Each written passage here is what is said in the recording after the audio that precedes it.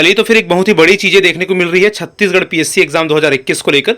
जैसा कि हमने चर्चा किया था लास्ट वीडियो में कि छत्तीसगढ़ पीएससी का जो रिजल्ट आया था उसको हाईकोर्ट में चैलेंज किया गया था और हाईकोर्ट ने पीएससी को क्लैरिफिकेशन के लिए एक आदेश दिया था और उसके बाद आज ही तुरंत आप लोगों को देखने को मिल रही होगी कि हाईकोर्ट ने ऐसे चयनित अभ्यर्थियों के चयन के खिलाफ सीबीआई जांच की मांग कर दी है, सीबीआई जांच का ऑर्डर दे दिया है जिनके चयन के ऊपर कुछ शंका या कुछ डाउट्स थे। चलिए देखते हैं कि कौन कौन सी बातें और कौन कौन सी चीजें देखने को मिली है। आम अभ्यर्थी है, आम लोगों के द्वारा सीजीपीएससी 2021 की जो सारी प्रक्रिया था, सिलेक्शन प्रोसेस था, उनके लेकर एक सीबीआई जांच की मांग की है और उनका कैंसलेशन का मांग किया है। क्यों? क्योंकि बहुत सारे ऐसे लोगों का भी चयन वहां पर देखने को मिला है जो ऑलरेडी प्रेजेंट जो चेयरमैन है उनके रिलेटिव्स थे, सेक्रेटरी या सचिव के रिलेटिव्स थे और बहुत ही बड़े बड़े पॉलिटिशियन, बड़े बड़े उद्योगपति के रिलेटिव्स थे।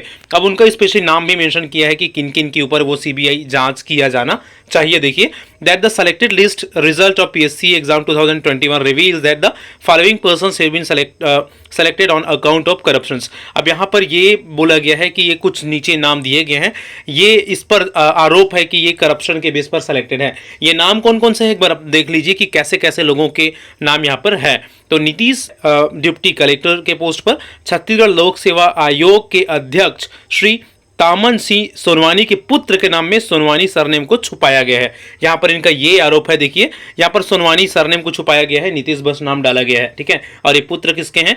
तामन सिंह सोनवानी के पुत्र है जो छत्तीसगढ़ लोक सेवा आयोग के अध्यक्ष है। इसके बाद अगर आप देखेंगे तो साहिल है जो कि डीएसपी की पोस्ट पर चयनित है, छत्तीसगढ़ लोक सेवा आयोग के अध्यक्ष श्री तामन सिंह सोनवानी के बड़े भाई का पुत्र है जिसने सरनेम छुपाया। अब यहाँ पर दोनों में सरनेम छुपाया गया है।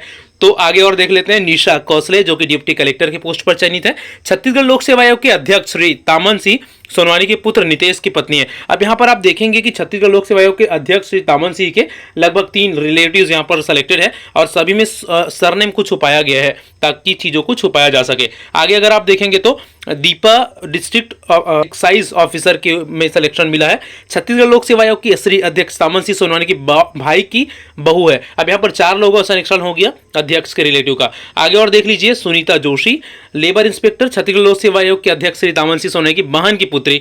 सुमित ध्रुव देख लीजिए डिप्टी कलेक्टर पर चयन हुआ। ये कौन है? छत्तीसगढ़ लोक सेवा आयोग के सचिव के राज्यपाल की सचिव श्री अमृत खलगो की पुत्री नेहा खलगो हो गया है ना। और निक्षित खलगो है, ठीक है। निक्षित खलगो कौन है? डिप्टी कलेक्टर बनी है। राज्यपाल के सचिव अमृत खलगो की पुत्र शशि ध्रुव है, डिप्टी कलेक्टर बनी है। बस्तर नक्सल ऑपरेशन के जीआईजी ध्रुव की पुत्री। इसमें आगे है प्रज्ञा नायक, डिप्टी कलेक्टर बनी है। कांग्रेस नेता की ओएसडी के रिश्तेदार की पुत्री है। उसके बाद है प्रखर नायक, डिप्टी कलेक्टर बने हैं, कांग्रेस नेता की ओएसडी के रिश्तेदार का पुत्र है।